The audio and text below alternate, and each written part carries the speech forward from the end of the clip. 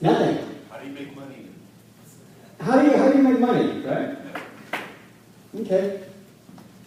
Yes, sir. How do you convince the relatives to do business with you without hurting the feelings? Sensitive, right? Okay.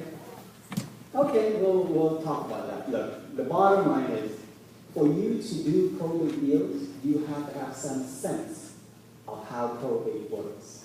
Okay? You just need to know the roadmap, which highway to take, which exit to get off on to go to Disneyland. That's it. You don't need to learn the detail of how to conduct a probate in court. But you do need a certain amount of vocabulary, the roadmap in probate. Okay? And you'll learn that from me tonight. Did I see a hand over here? I think you answered. I kind of wondered how the process goes. Yeah. So as an investor, I think you can find really good deals in probate. But you've got to know a little about probate, right? Your mom passed away. You go to, have you ever bought something like a red car? And all of a sudden you start seeing more red cars? There isn't any more red cars. It's just that your mind, your brain is now picked up red car. So what I'm going to teach you tonight, after you learn it, it will be on your mind's radar, right? You go to a cocktail party, you're talking to someone, my mom just passed away. That's it. That's your ticket. Do you know how to orchestrate this deal so that it does not get on the MLS, right? What else? Yes, sir. How much of a kickback? Okay, so I am by volume the #1 probate attorney in Southern California, period. I file the most probate, okay? How much kickback? Any attorney who takes a kickback from you is just stupid dirty. The probate attorney's job is to represent the estate. How comfortable would that attorney be to tell the children, you know, I'm getting money from your estate, but I'm also getting a little kickback from the buyer too. Right? In probate, the probate attorney doesn't get paid until the case is over. A probate takes 1 year to do in California. Why so long? Mom is not getting any debtor. Why so long? There's one probate court in LA County. What county are we in? LA, right? There's one probate court in LA County. LA County has 10 million people. That one probate court serves 10 million people. Even in Orange County, it's going to take between 10 months to a year. From the day that you start the probate, from the day that you find the son or daughter that's willing to sell you the house, from the day that you start the probate, you should be able to close escrow in 2.5 months, 75 days, if you know how to do it correctly. Okay? Probate takes 1 year, but if you know how to do it, which I'm going to teach you tonight, it's only going to take you 75 days to close escrow. The house is yours. The children hangs around in the probate court for a year, yes. To you, who cares? You're done. The house is yours. Escrow closed. You get them under the escrow. Goodbye, good night. You're finished. You can only close in about 2.5 months only with full authority. In probate, there is full authority, there is limited authority. We'll talk about all that a little bit later. But as an investor, you want to buy probate where the judge have granted the son or daughter full authority. Okay? What else before we start? What are you curious about tonight that you always wanted to learn? Okay, so let's, yes ma'am. Probate auction. In probate, if it's full authority, the son and daughter can sell it to anybody they want, aka an investor. Okay? If it's limited authority, then it goes for court confirmation. Have you ever heard the term court confirmation? Have you ever seen an MLS where it says court confirmation? Not because it's limited authority. If it's limited authority, the son and daughter has accepted you as the accepted offer, has agreed to sell to you, but because it's a limited authority, it has to go to court for court confirmation. That's where other individuals will show up to bid on the house. Okay? We'll talk more about limited authority later. Okay, so, all right. So let's get started. Probate is nothing more than a title clearinghouse. Okay? Depending on how you vest title, it's going to dictate if you need a probate or not. So you're buying a house. What are some ways to vest title? Just call it out. Just call it out. You're buying a house. Joint tenant. Okay, so joint tenant happens to be the number, it happens to be the most popular way of taking title, and we'll see whether that's a good idea or not. Now, for the next 30 minutes, whether you want to do probate or not, the law I'm going to teach you is invaluable. Listen up. Okay? How else do I take title? In a trust. So let's write trust here. So trust. What else? Tenancy in common. Tenancy in common. Let's put that up here. So tenant in common, okay? Tenant in common. How else do I take title? Community property. Let's put that up here. Sole and separate. If it's just by myself, sole and separate. How else do I take title? Oh, okay, so business entity. Let's say I have like an LLC, a corporation, right? Okay. How else do I take title? How else do I take title? These are all the available title to take to invest in a home. There's 2 open slots. There's 2 open slots in California. What are they? In California, if I'm married, I can own a property as community property. Community property. Or I can own it as community property with right of survivorship. Okay? In California, I can do straight up community property, or I can do community property with right of survivorship. So let me put that up here. So as I'm writing the 2 different types of community property, the question should be running through your mind is, what's the damn difference between the 2? Why the 2 types of community property? What's the difference? Right? One more. As of January 1st of 2016, there's a brand new way of taking title. It's called revocable transfer on death. Revocable transfer on death. This is it. These are the way that you hold title in California. Okay? So let's go over, when someone says, my mom has passed away, and I would like to sell the house to you, what's the first thing you do?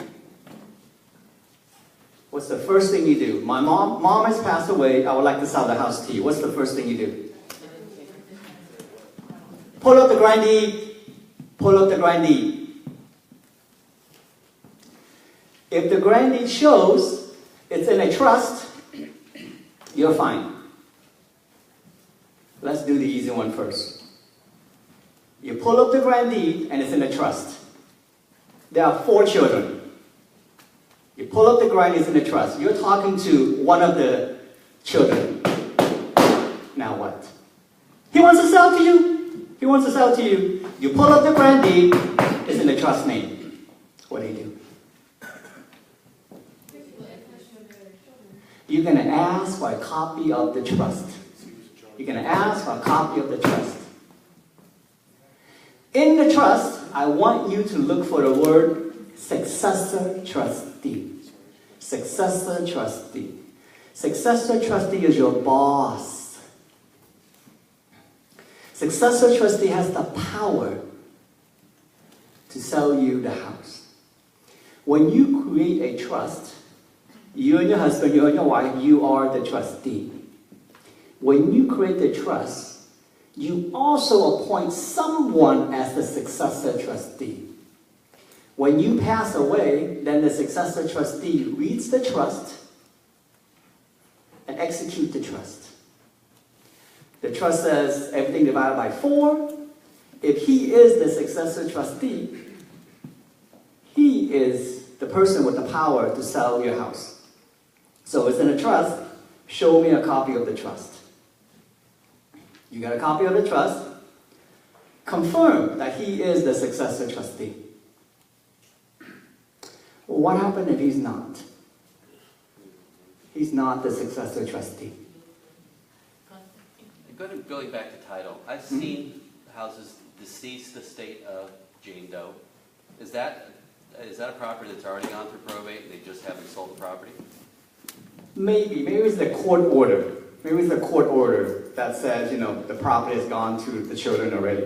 Okay? And I've seen it's been like that for 20 years, 30 years. Yeah. That's probably we'll have to look at that particular one. There may be some, but the majority of time it's going to come up under their individual name or in the trust name. Okay? So if it's in the trust, ask for a copy of the trust. You get a copy of the trust, long and behold, he is the successor trustee. Well, good for you. Sign the contract, close escrow. He's not the successor trustee. What do?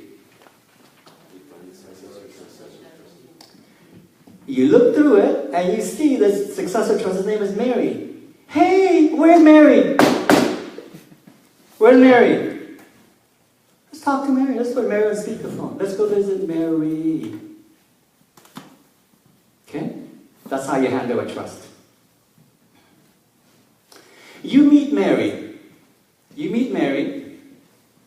Mary says, yes, I want to sell the house. But Mary, let's say John is one of the siblings who's been living in the house for 50 years. He wants to stay in the house. He doesn't want to sell. He's one of the 4 siblings. He wants to stay in the house. Mary, the successor trustee, says, yeah, we're going to sell this house. John, one of the children, doesn't want to move out.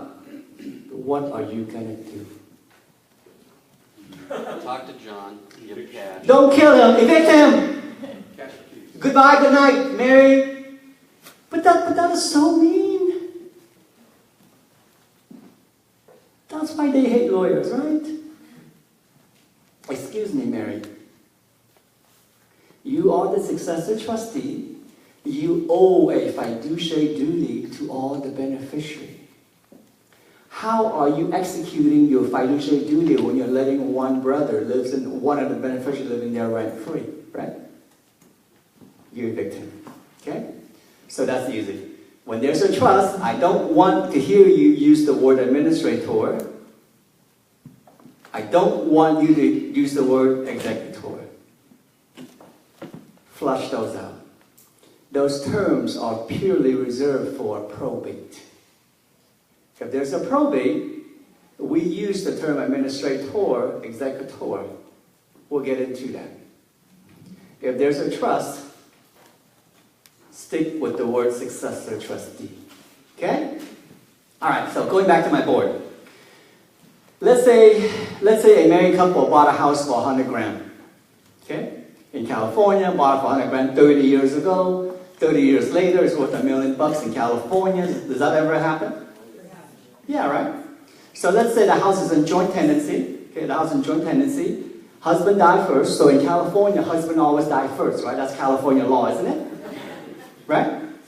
So the wife says, hey, this house is way too big for me. The 5 children is all gone to college. Let's sell the house. Okay?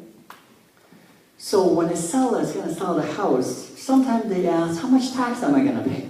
Have you ever heard that before? How much tax am I going to pay? You're flipping your property, you're selling your property. How do you figure out how much tax you need to pay? What's the general formula? Selling price minus what? What you bought it for, your cost, right? So, in general, selling price minus your cost. In this case, she bought it for $100,000 with her and her husband. When her husband passed away on that day, it's worth $1 million. She's going to sell it for $1 million. The house is too big. She's going to sell it to for $1 million. What's the cost basis for this? Sorry? What's the cost basis? That's the profit. What's the cost basis? The cost basis, you have to know this. Cost basis is what you paid for the house. You must walk away with that, okay?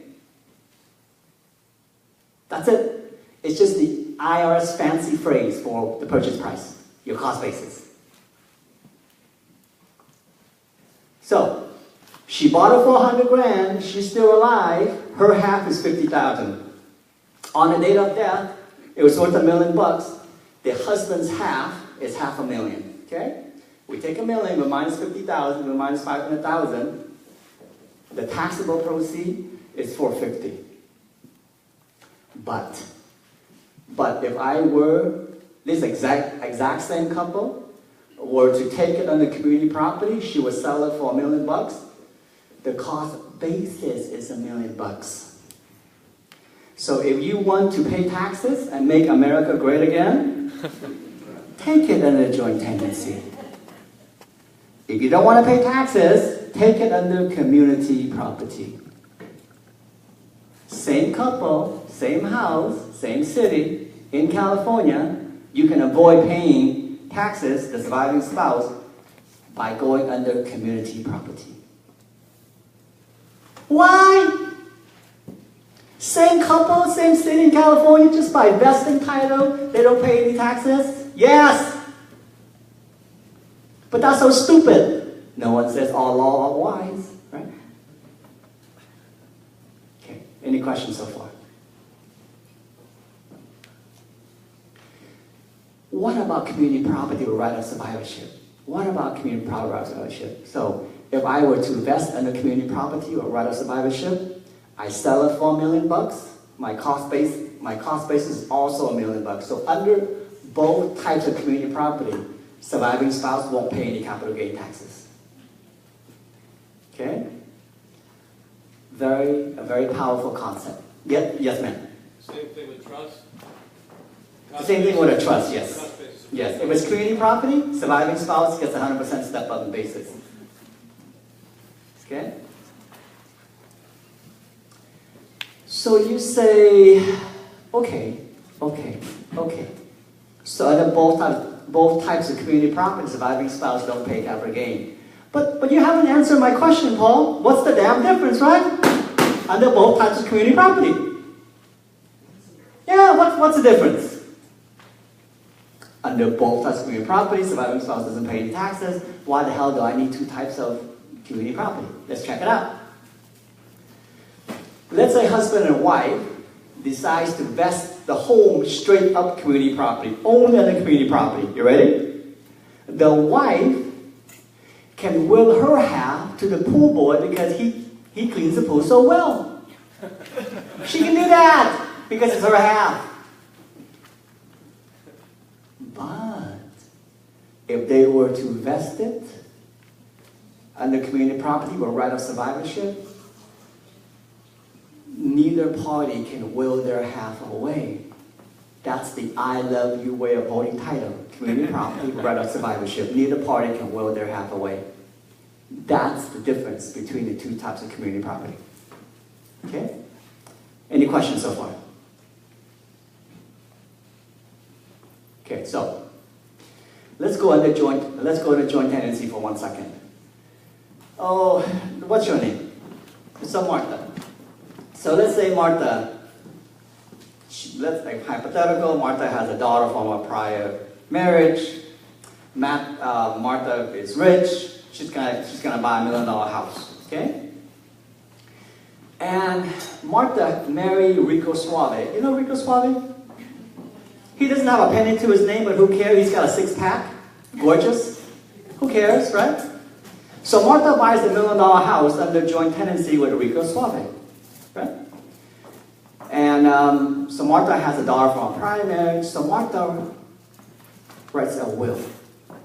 Martha says, if I die, this $1 million house, because it's all my money, I give it to my daughter. Okay?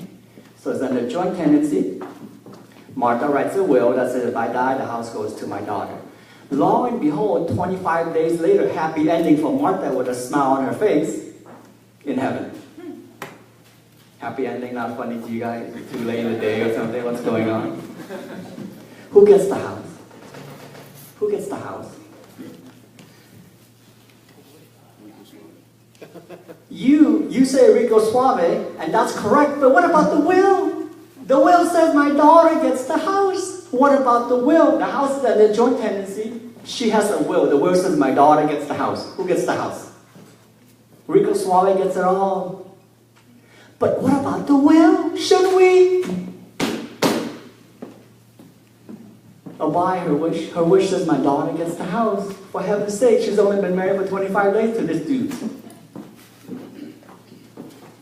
Joint tenancy trumps the will. The will means nothing. Joint tenancy trumps the will. Okay? So be careful how you hold title. Okay? Is that just for the state of California, or is that? I'm licensed in California only. Everything I teach you today is California law, except for federal law. When it comes to IRS, that's federal. But this is purely California. Okay? Yeah. Okay. Any question on that? So Martha says, come on, Paul. I have $1 million because I'm pretty smart. Right, Martha? So I'm going to buy the house under my sole name only. You're married to Rico Suave, you're going to buy the house under your name only. So when you're married and you buy a house under your own name only, what should we do? We should get Rico Suave to sign a quick claim deed that says, I don't own this house. Right? So Rico Suave says, okay, I'll sign it. He signs a quick claim deed that says this is Martha's sole and separate property. Martha is feeling pretty good. Martha has no will. Martha has no will. Martha passed away. Happy ending. 25 days later, Martha passed away. She has no will. Who gets the house? Who gets the house? Who gets the house? So she has no will. She has no will. So it goes to probate, right? It goes to probate. So the judge still has to decide who gets the house. So the judge will look up to the heaven and says, hey, Martha, who should get your house? Silence. No reception that day from heaven. Right? Because we want to know, Martha, what is your wish? Right? It goes to probate, but because there's no will, what is Martha's wish? We know this is Martha's house, sole and separate property. So who should it go to? So if there is no will, if you haven't left something expressing your wish, aka your will, we can assume you want the property to go to your closest person. Who's more closer to you than the person you sleep with every night, aka Rico Suave? So he would get half, and the daughter would get half. But you say, hold on, Paul. Rico Suave signed something that says, I don't own this house. Why should he get half? Right? He signed something that says, I don't own this house. So why should he get half? Because we're not disputing whose house it is. It's her house. We're not disputing that Rico owns any percentage. We're asking who should get that house. Without a will, it's going to get split 50-50. Okay? So be careful how you hold title. Yes, ma'am. If you have multiple children, then Rico Suave gets 1/3. The children shares in the other 2/3. Okay? Yeah. Mm-hmm. Yes, sir. If she had a will, she will be fine. under sole ownership. Okay? All right. So, before I move away from this, let's say mom bought the house for 100 grand. Okay? Mom bought the house for 100 grand. And 30 years later, it's worth $1 million. Okay? Mom bought the house for 100 grand. 30 years later, it's worth $1 million. Mom died. And the child, the daughter is getting the house. The daughter sells the house for $1 million. What's her profit? Mom bought it for 100 grand. 30 years later, mom passed away. On the date of passing, it's worth $1 million. The daughter sells the house for $1 million. How much tax does the daughter need to pay? So we back up, right? In order to figure out how much tax, you need to know what is the profit, right? So what's my formula in arriving at the profit? Selling price. Wake up, everybody. You should know this in your sleep. Selling price minus cost basis. Right? Mom bought it for 100 grand. When mom dies with $1 million, the daughter gets the house. The daughter sells it for $1 million. So what's the daughter's profit? So we take $1 million, we minus the cost basis is 100,000, right? So $1 million minus 100,000, the profit's 900,000, right? So let me see a raise of hand. How many of you says the profit is 900,000? Let me see a show of hand. How many of you says the profit is 0? Let me see a show of hand. Okay, so you are both correct. You are both correct. Which of the answer is better? 0, dude! Right? Idiot, right? Do I need to answer that, right? This is an important concept. Okay? The answer can only be 0 if the daughter receives the house after mom died. It's called the step-up basis. If the daughter receives the house after mom died, and the key word is after. If the daughter receives the house after mom died, she gets a step up in basis. Remember, what is basis?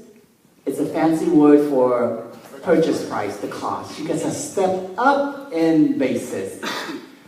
Only if she gets the house after mom died. So how does someone get the house after mom died? Mom doesn't give him the key before she passed away, right? Well, how does the child get the house after mom died? How does that happen? The daughter's name does not appear on the grand deed anywhere. It only appeared after mom died, aka it came through a trust, aka it went through a probate, right? In a trust, mom says, after I pass away, my dear daughter gets the house. Therefore, she gets a step up in basis. Okay? Or it goes through a probate, and the judge gives the house to the daughter, she gets a step up in basis. Right? So a majority of the time, if the house is in a trust, there will be no capital gain because of the step up in basis. You must take home that concept, please. You are very intelligent people. Understand that, right? Yes, sir. This is slightly moving, but if the woman decided to keep the house and not sell it, Oh, okay. what happens to the actual annual taxes? Does she get a Okay, the taxes stay the same, or do they go up? Okay, so let me get down here and let me get to that in 1 second. Sure. When someone dies, there are 3 types of taxes you have to deal with: capital gain tax, property tax, estate tax. Let's finish off the first one first, capital gain. Is everybody clear?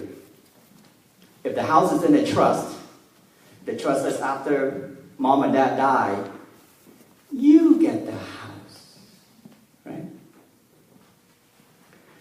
So let's say mom is 85 years old.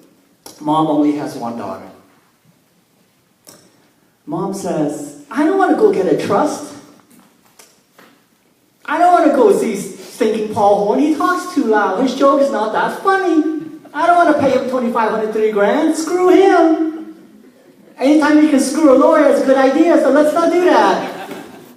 I'm 85 years old. I only have one daughter. I'm just going to give the house to the daughter now. And I saved myself $3,000 from doing a trust. What do you think about that?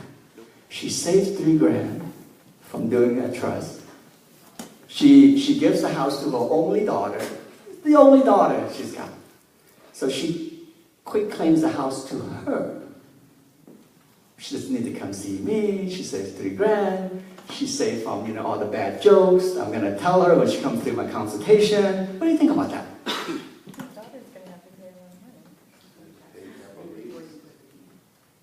Yeah, recording the $26. Who cares? What do you think about that? Remember, I taught you, you only get to stand up on the chair only if you receive the house after mom died. If mom decides to give you the house before she died, you don't get to stand on the chair. So if mom gave you the house before she passed away, you sell the house for $1 million. Your cost basis is how much? $100,000. She's going to pay tax on $900,000. Multiply that by 20% capital gain. Now she's going to pay tax on $180,000. Good job. You saved $3,000. Now your daughter's going to pay $180,000 in taxes. Key concept. Walk away with that. Okay? All right. Now, yes.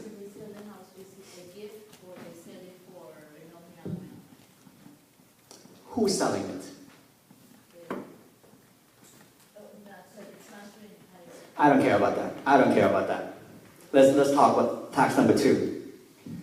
When you die, you get, in 2017, you get up to $5.49 million. If you die less than $5.49 million, there's no estate tax. When I give that house to my daughter's worth $1 million, it eats into my $5.4 million. There is no gift tax. There is no estate tax. If your value is less than $5.4 million, you're fine. And it's $5.4 million per spouse. If you're married, it's $11 million. 5.49 plus 5.49, $11 million. If any of you is worth more than $11 million, my name is Paul Horn. I'd like to be your friend. So that's estate tax. Capital gain tax is number 1. If you orchestrate it correctly, your daughter, your son won't pay any capital gain. If you have less than $5.4 million, there's no estate tax. The gentleman back there says, what about property tax? What about property tax? The daughter, mom bought the house for $100,000. When mom died, it's worth $1 million. The daughter decides to live in the house. She's not selling. She decides to live in the house. So what's her property tax? Is her property tax based on her mom's property tax, which is very low, based on $100,000? Or is it based on the value on the date of mom's death, which is $1 million? Let me see a show of hands. How many of you says it's based on $1 million? How many of you says it's based on $100,000? Let me see a show of hands. Okay, so you, once again, you're both correct. You're both correct. But what's better? Once again, you're an idiot, Paul Horn. Don't ask us that. You can only have the low property tax base. if you file this form, okay? This form is basically your Proposition 58. Let me find that form for you. This form right here, Prop 50, this form right here, claim for reassessment, exclusion for transfers in parent and child. If it's parent and child, you can keep the old property tax base, but you must file this form. If you don't file this form, you're going to get waxed based on $1 million. Yes, sir, let's take the one back there first. This is filed, before mom died? Before mom died. Do it after mom died. You do it while mom is alive, mom's going to look at you funny, right? What's up? What are you trying to do? How long do you have? If it's in a trust, 150 days. But when mom dies, just do it. Mom is not going to get any debtor, right? Just do it. Okay? Remember, I said everything I teach you today, even if you don't do probate, it still applies to you. Okay? Yes, sir. Does that apply to investment properties or only properties you live in? Standing on the chair, capital gain applies to all properties. Listen to that. It applies to all properties. In a rental property, I'll get to that. In a rental property, you depreciate, right? Right. You bought it for $1 million, this apartment, and you depreciate the hell out of it. When your son or daughter gets the house, they got to step up in basis. They get to depreciate all over again. If you put it in a trust, if you don't give it to them before you die. Okay? Very important power concept to step up in basis. Property tax. This form right here, if it's your primary resident, it's unlimited. I don't care if it's a house in Bel Air worth $25 million. I don't care if it's a Long Beach house worth $500,000. If it's your primary resident, this form is unlimited. When it comes to investment property, up to $1 million in aggregate. Okay? Yes, sir. What form number is this? Right there. Basically, Form 58. Proposition 58. That's okay. I can't see it either. But just keep in mind Proposition 58. Okay? Yeah. Mom's or dad primary resident. Yeah.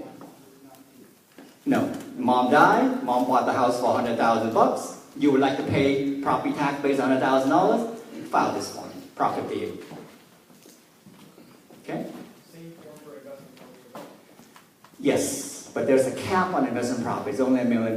Now, let's talk about investment property real fast. Is it $1 million per property or? No. In aggregate, total. Let's say you decide to, so you got familiar with LLC, right? So you say, well, let's see, I'm an investor. I may have some liabilities. So I'm going to put my primary resident into an LLC. Yeah, it sounds like a good idea. I can go do whatever the heck I want to do. Someone sues me, right? It's an LLC. If you put your primary resident in an LLC, you may not use this form. Why? This is only from parent to child. Parent to child. An LLC is not your parent. An LLC is a separate entity. Okay? Okay. Yes, ma'am. What about a living trust? Can you put it in a living trust? I'm sorry, I got here late. Yes, you can put it into a living trust. A living trust, you can use this form, no problem. Okay? Let's talk about trust. Did you have a question for me? No. I did, but it's too. Go ahead. Ask me. You won't be able to answer it. Try me. All right. I have somebody I'm working with. Okay. Mother died. Mm-hmm. One son became the executor of the estate. Filed this form. Never completed the probate. Everything was done other than just going to the court and have the final probate sold. The other brother bought the house with the lower tax. Mm-hmm. The county assessor found out that probate was never closed, denied this, went back for 5 years, because this has been going on for 5 years, and charged him back tax for 5 years, and they won't give him this again. That's probably, they can probably challenge that. You know why? Because the son, it depends on, if the probate was never completed, the judge never adjudicated that the house belongs to the son. Therefore, the son never had the ability to do this form. Okay? You can The probably, son bought the house, yeah. transferred property, now the. But stop. The court is now. But stop. There is no selling the house unless the probate is done. They did it. Title company will not let you through the gate. They did it, and they transferred title. And So, they're in court right now. The reason why, back up.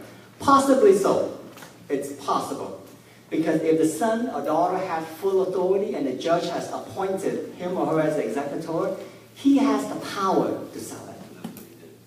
Okay? Yeah. Get a lawyer, probably look into this case. Yeah. Mhm. Yeah. Okay, let's talk about trust. Let's talk about trust real fast. When you do your estate planning, there are basically 5 documents you need. The first one is the trust itself. When you create a trust, you and your husband, you and your wife, you are the trustee. You're the boss. Okay? You put your house in the trust. You can take it out anytime you want because it's a revocable trust. There are 2 types of trust. One is a revocable trust, where 90% of all trusts are revocable trusts, and a very few minority irrevocable trusts. Okay? So the majority of trusts out there are revocable trusts. Okay? So in a revocable trust, you and your husband, you and your wife, you're the trustee. At the moment you create a trust, you put someone in charge, just in case if something happened to you, you die. Who is that person we talked about? So in a trust, you both pass away, the successor trustee. So when you draft the trust, the attorney will ask you, who is the successor trustee? Okay? So if you have 4 children, you say, I love them all equally. I can't choose. Which one should I choose to be the successor trustee? I love them all equally, man. Don't make me choose one. Can I put all 4 down as successor trustee? Yes, you can, but if you want a good laugh from heaven, right? Do you think all 4 of them can agree on what to do with the house? You can't even agree on where to go to dinner, right? The successor trustee, choose someone. It's not about love. Choose the child as the most responsible to read the trust, to execute the trust. Okay? So in a trust, when you both pass away, the successor trustee sells the house, divide the house by 4, for example. There are 4 children. Okay? So that's one way people do it. But so the 4 children get their inheritance, right? What if one of them gets a divorce? California divorce rate is 50%, right? You both die. One of the child gets a divorce. That inheritance now is up for grab. You and your husband, you both die. Daughter gets the house. Daughter gets a divorce. There go your inheritance. Or she gets into a lawsuit. There goes her inheritance. How do you protect that? How you do it is this. When you both pass away, half their share drops into 4 separate trusts, if there are 4 children. And it stays under those separate trusts, those asset protection trusts. So if they get a divorce, they get sued outside of the trust. Okay? If you want your money to stay within the family, have that drop down. Where when you pass away, it goes down to your children via another trust. Okay? All right, so that's the trust. All right. The next thing you need is a durable power of attorney. A durable power of attorney. Husband and wife. The wife says, please buy our house, please. My husband has dementia. We need the money to take care of him. Can you buy our house? And you say, great. So the wife signs escrow paperwork. You think the husband can sign any escrow paperwork? He's probably thinking this is the birthday card he's signing, right? If husband has dementia, husband lacks capacity, the wife has to go to the probate court and seek conservatorship. Conservatorship is Judge, let me be in charge of my husband. Let me step into my husband's shoe to sign his name to do certain things, okay? To avoid conservatorship, you have to have something called a durable power of attorney. There are two types of power of attorney. One is a regular one. The other one is a durable power of attorney. It will endure your incapacity. And you get that before the person becomes. Oh, good idea, right? Because if you're incapacitated, you don't, all those documents I put up there, those are where you have to sign your name. If you're incapacitated, too late. Right? So get it. So people think, oh, I'm not dying yet, I'm so young, I'm only 50 years old. People live up to 100 years old these days. True, but you don't think you'll ever get a stroke. Technology is so good, your body's still alive, but your mind is out. I got my wife, I got my kid. They'll just stop in and take care of me. No. You're in a doubt. No one can speak on your behalf unless you consent. And how do you consent? You consent with a durable power of attorney. Absence that document, welcome to the probate court. The probate judge will put someone in charge. Okay? All right. Any questions so far? The next one is that an advanced healthcare directive, basically that allows someone to speak on your behalf to the doctor. Advanced healthcare directive, it allows someone to speak to the doctor, to the hospital. It allows someone to access your medical record on your behalf, should you need it. Okay? All right, next. Number 4. Number 4, you need a power of attorney. Power of attorney. I'm sorry, you need a pour-over will. Number 4, you need a pour-over will. If I have a trust, and I put all my assets in the trust for my children, why the hell do I need a will? Why? All my homes and money are in a trust. Why the hell do I need a will? Just in case any asset exists outside, the There you portable go. will captures anything that happens to not be in the correct name Correct. or titled incorrectly. It's a pour-over will. Over There you go. Pour me some water. Pour me some wine. In case, have you ever been in a situation? Have you ever been in a situation where your house is in a trust? You had to refinance the house, so the bank says, take it out of the trust, and you do. And you refinance the house, and then you die. You forgot to put it back into the trust. Do you need a probate? It was in the trust to start off with, but you had to refinance the house. Now the house under your name, and you're dead. And the daughter wants to sell the house to you. Does that house need to go to probate? It doesn't need to go to probate if you have a pour-over will. Pour me some water, pour this house into the trust. You go to court, you get a judge order to says that there is enough intent by the decedent to have the house part of the trust. So the judge will sign off and put the house as part of the trust. And once the house is in the trust, what happened? The successor trustee now can sell the house. That's how you avoid a probate. Okay? If you have a pour-over will. Yeah, like pour me some water. Does that also take care of all your personal articles and things like that? Yes. You win the lottery 5 days before and you die, that will pour it into the trust. You buy a house in Tennessee, you've got to put it into your trust, it'll pour into your trust. Okay? Yeah. The last thing you need is a trust transfer deed. Is a trust transfer deed. What's a grand deed, guys? What's a grand deed? What's a grand deed? Come on, it's too early to go to sleep now. What's a grand deed? What's a grand deed? It shows you own the house, right? A trust transfer deed shows that the trust owns the house. Okay? So how do you know if your house is in a trust? You pull the grand deed and the grand deed will show a trust transfer deed. Someone passed away, it's going to sell the house to you, you pull up the grand deed, and if it's in the trust, it will say trust transfer deed. Okay? You need these 5 components in your trust. Okay? Any questions so far? You guys look like this is a really super exciting topic. I had enough already. Can we just all go home right now, right? It's actually really amazing. It's really, really good content.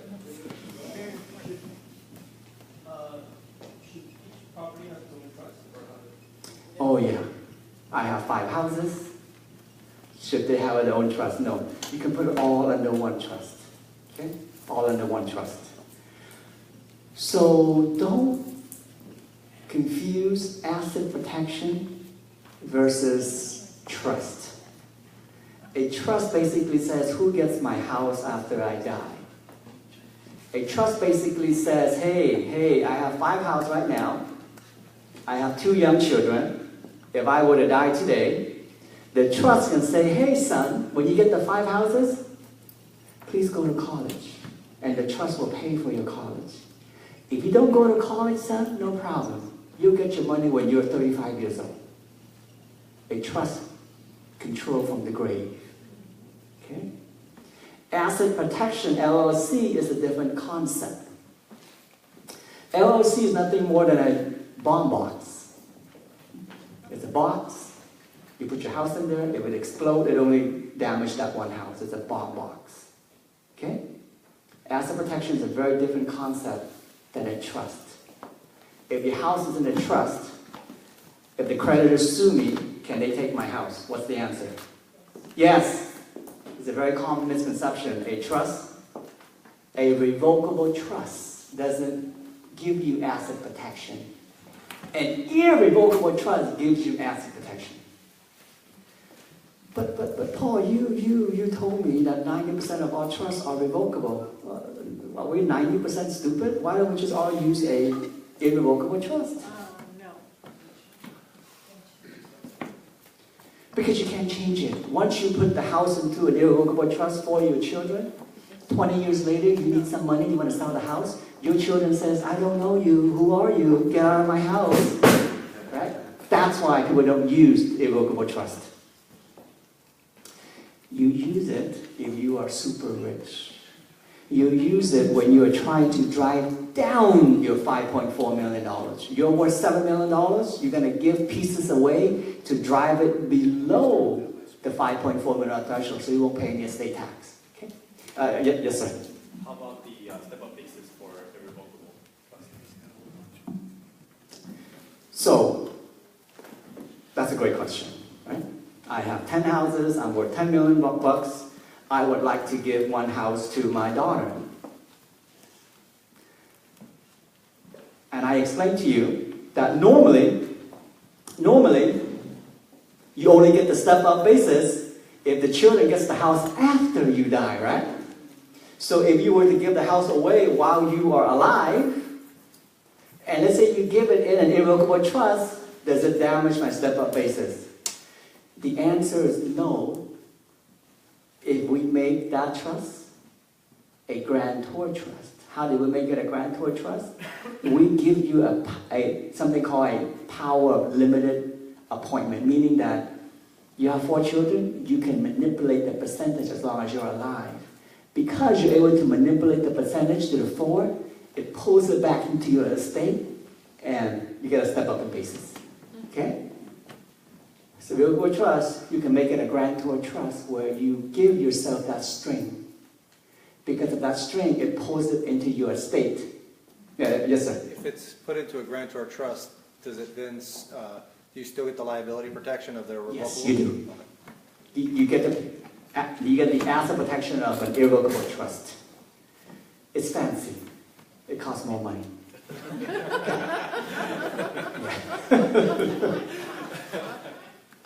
You're looking at a will. How do you know it's a portable will?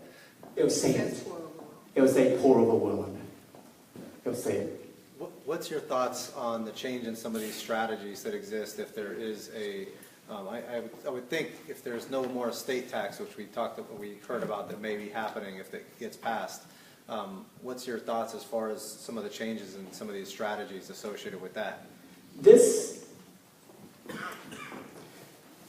currently as it stands, because the estate tax is so high, $5.49 million per person, $11 million per couple, it makes the estate tax almost gone. Only 1%, like 0.5% of the people get affected by that estate tax. So essentially it's dead already, okay? The name of the game is in a step-up basis now, capital gain now. That's the name of the game now. Okay, yeah. So it's not going to change. But everything I taught you so far, that's the name of the game. How do we stand on this chair? How do we give asset to our children without them paying any taxes? Yeah. My understanding, and I could be wrong, is that if they do do away with the estate tax, one of the compromises they were saying is then it would stop the step up in basis at that point. I don't know if that's going to happen or not, but that would probably negatively affect 95% of the population. No, and the step up in basis ain't ever going to go away. Okay. Once you take the toothpaste out of the tube, you ain't putting it back in. Okay. Okay? I do want to teach you one more concept before we move on to probate.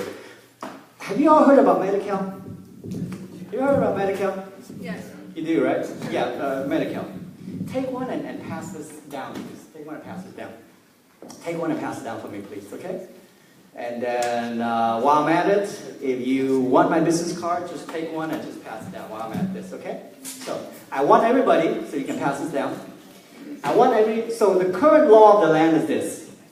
If you use Medi-Cal and you pass away, if you use Medi-Cal sends you a form, right? That says, hey, tell us about your asset, right? Why? Because when you die, they want their money. That's Medi-Cal, okay? You can use all the Medi-Cal you want, but when you die, we want our money back. If you have a house, when your children sell the house, we want that money back, okay? Everybody flip your trifold. Flip it, flip your trifold, and I want you to, flip your trifold, and I want you to,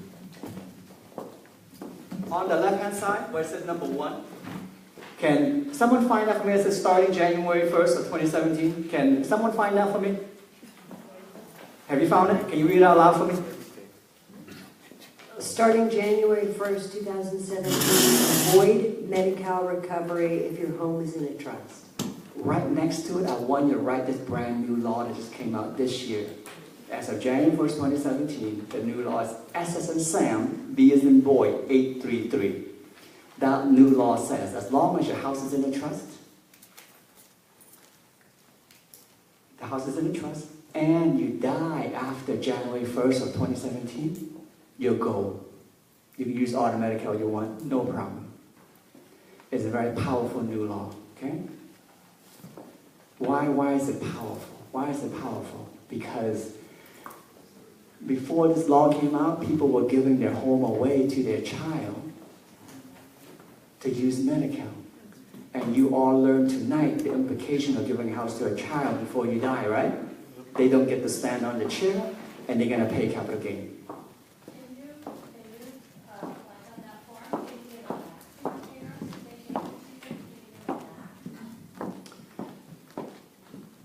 You can, but you're going to have a little bit of a paper trail if you ever get challenged on your tax return. Yeah, okay? Yeah. So it's an important new law. Yeah. Does it matter when you put it in the trust, can you be on Medi-Cal for like 10 years and then put it in the trust? Or? There's 2 requirements to escape Medi-Cal. If you die after January 1st of 2017, and it's in the trust. So her question is, I've been using Medi-Cal for 10 years. Can I take advantage of this new law? You only need 2 requirements. What are they? Put it into a trust and die after January 1st of 2017. You're still breathing, you're good. You meet one of the elements. Number 2 is put it into a trust. Yeah. Okay, remember that. It's an important law, okay? All right. They can't go back. Let's say you used it and on your deathbed you transfer all this. You're good. You're good? They can't go back. All right. You're good. You're good. You're golden. As long as it's in a trust, when it's in a trust, it doesn't go to probate. Okay? All right, so now let's move on to probate. Any question before I move on to probate? Okay, so let's do probate. So I wanted to teach you this. How did you find a piece of property that's not on MLS yet? Now that you learned this, right? When you're at a cocktail party, someone passed away, now you have a sense of what to say, a roadmap, right?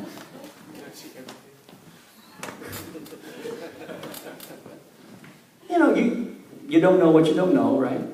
Now you have a little idea how to play in this field, right? Mom passed away, Alex found my house. At least you now know the basic analysis, right? You do the basic analysis, you pull up the grandee shows mom's name, now it's in probate. Now let's go to probate, okay? So now let's do probate. What time is it right now, everybody? What time is it? 8:25. I'm sorry? 8:25. 8:25, okay. So, let's do probate. This thing is not working that great, huh? Okay, so what we'll do is we'll flip the board.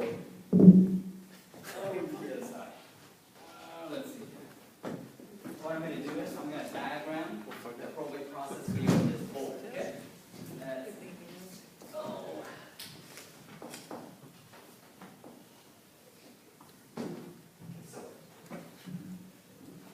So probate basically takes 1 year.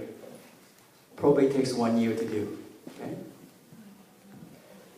Okay. Have you ever heard about probate leads? Probate leads.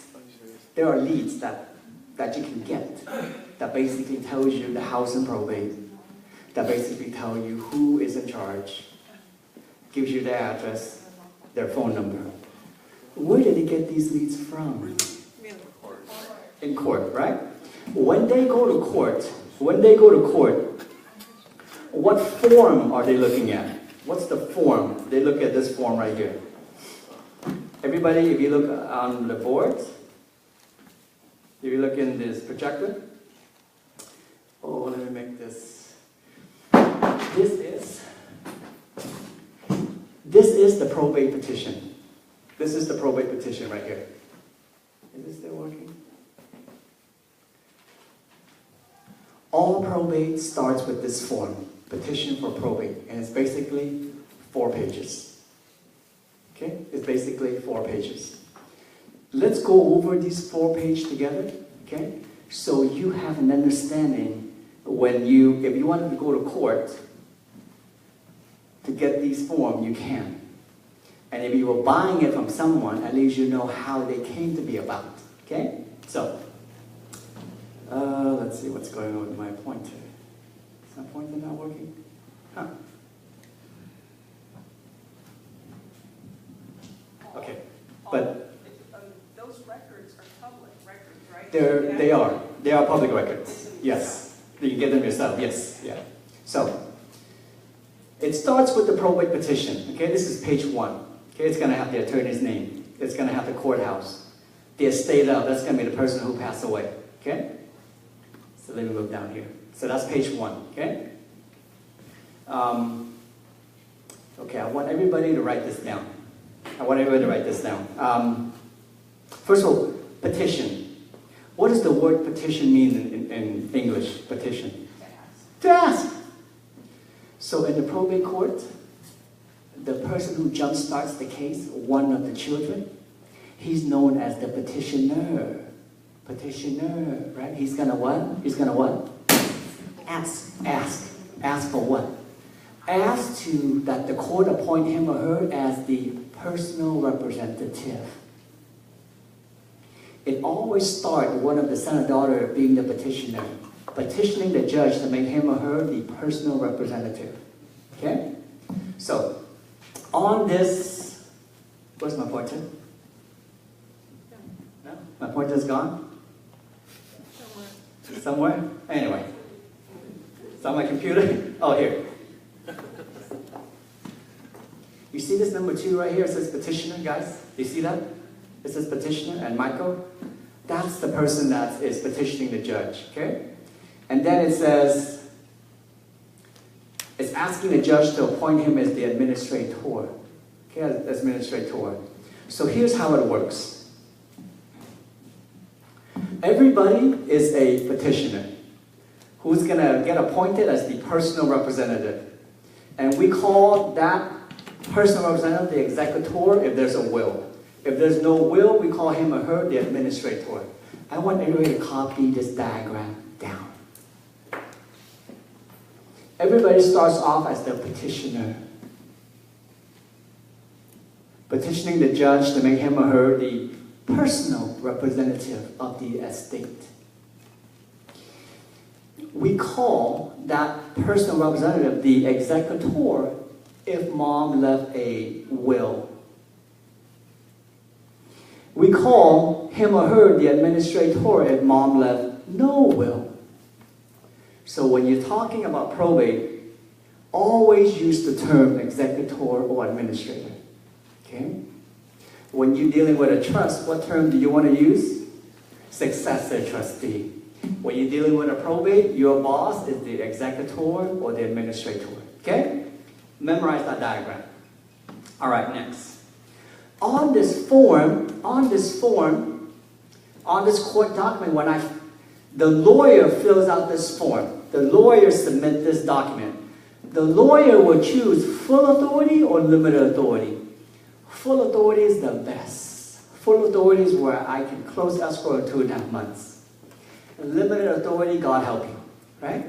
It's going to take a long time. You have to sell it for at least 90%. Other people shows up and bid in court. Okay? It's horrible. You don't want limited authority. Okay? Full authority. Why would the lawyer ask for limited authority? Yeah, why would a lawyer ask for limited authority? What's the lawyer smoking? Give you some too. It must be good. Right? He's in it somewhere. So Mary comes to my office with her 3 brothers. Okay? 5 minutes into the meeting, they're dropping F-bombs. And F doesn't stand for fantastic. Okay? If you can't get along in a room for 5 minutes together, how are you going to sell mom's house that's been in the family for 40 years? Therefore, welcome to limited authority. If everybody's in agreement, no one is fighting, we're in agreement to sell the house, full authority. Right? Mary is so smart, she doesn't bring her brother with her to see me. So I don't know that they argue, so I give her full authority. In a probate, the moment I file the probate, about 6 weeks later, there's always a court date. What's the court date for? To appoint him or her as the personal representative. Okay? So Mary doesn't tell me about the 3 brothers. By law, I have to give everybody notice. The 3 brothers shows up. The 3 brothers says, Judge, don't give Mary full authority. She's a crack addict. She's going to smoke up the house. The judge says, okay, I do want to protect everybody. I'll give limited authority. Okay?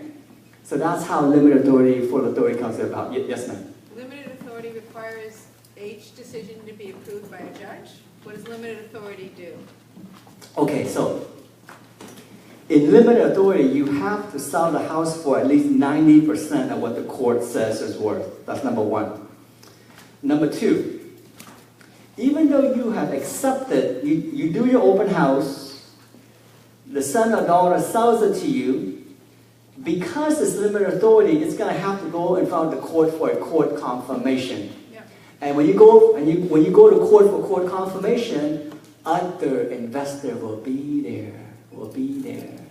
And it's going to outbid you if the house is way too low. So as an investor, you want to look for probate that are full authority. Okay? All right. So let's sort of finish up this form. On page 1, the decedent's resident. That's almost always the house that you want to buy, the house that you want to sell. Okay? On page 1, that's where the house comes from. On page 2 of this form, there's always a value of the house. It's just a guess. Okay? Do you see that 240? That's the mortgage amount. Okay? Let's see what else. And then on the last page is where we list all the addresses of all the children. Okay? So from this one set of document, you know who's your boss, the petitioner. You know if it's full authority, limited authority. You know the house address, and you also know where the petitioner lives. Okay? On a separate form, known as the duties and liability of the personal representative, will be the phone number of the personal representative. So from the court document, you can get the phone number, the address of the petitioner, the house that you want to sell, the house you want to buy, how much they owe on the house. Okay? And that's all you need in terms of prospecting for a probate. Yes, ma'am. Based on your experience, because this is all public information, how competitive is this for people calling consistently that petitioner over and over again to try to get this? Are they getting calls like people get when you have people in default, they get tons of mail, or is the same type of thing happening on the phone calls here? It's a niche. You know, you have to understand probate before you're even going to go after the leads, okay? The example I give is, I'm a probate attorney, okay? If I don't have a probate case, Paul Horn, you suck. Paul Horn, you're too lazy. Why does other probate attorney have a probate case and not you, right?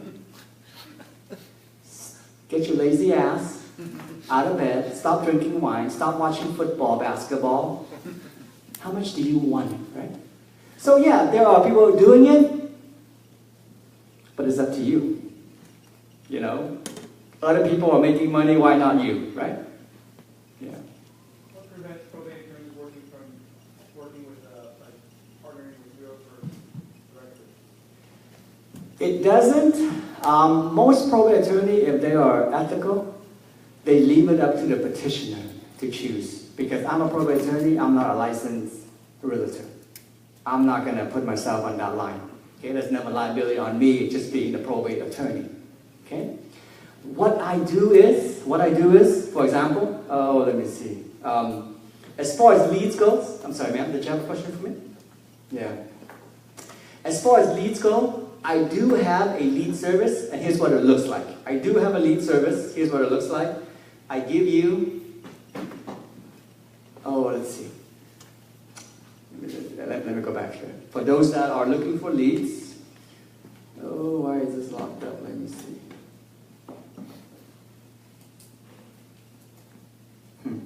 Let me exit out and come back in. Let's see. But basically, my lead comes in. Let me just show you what it looks like real fast so we can move on. Let's see here.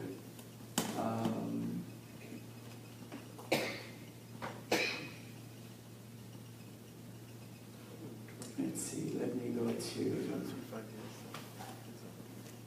Let me go to here, for example. So basically, I do have a lead service where I give you, I give you the attorney's name and phone number as well, and his email address. Okay? And I do give you everything that you can possibly want. The attorney's number, phone number, address. I give you the petitioner's name and address. I give you his phone number. I give you the house where it's the house that you need to buy. I give you if it's a commercial property or not. Okay? I sell the leads for $25 per month for all 4 counties: LA County, Riverside County, San Bernardino County, LA County. I send my people out there to go get the leads. But to get the leads, though, I do have a package where I teach you probate. It has like a 4-hour videos. Okay, it's a 4-hour videos, and I do give you an example. I do give you like a 374-page example. If you were to market for probate, how would you do it? How would you do it? So for those of you that want to explore this, you can call me later, okay? But basically, I give you a gazillion example. If you want to market for probate, how would you do it? Okay? Yeah. So basically, it's $2.99. Just call my office later if you wanted to do it, okay? So for those that want the lead, that's how it works. You can go to court to get it. This is a lot of work. Okay?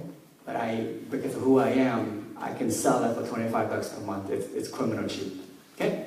All right. Back to probate. back to probate. So here's how a typical probate is going to work. The moment I start the probate,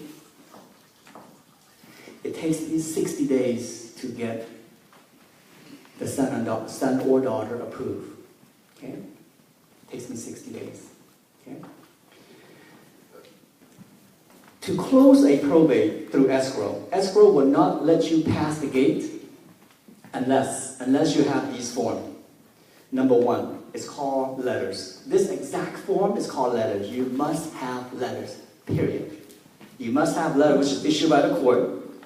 You must have this form called an order for probate. These two forms come from the court. These two forms signify your client is approved. It takes me 60 days to get these two forms for you. 60 days, letters and orders. You just have to memorize it. These are the name of the form. Orders and letters, okay? So here's what happened. It takes me 60 days to get orders and letters. If you are a realtor, that brings me a case of you're an investor, you get your money ready. Get your money ready. While I do the legal paperwork, you get your financing in order. If you are do we have any realtors in the house? If you're a realtor, go find me a buyer. I'll meet you at the 60-day mark.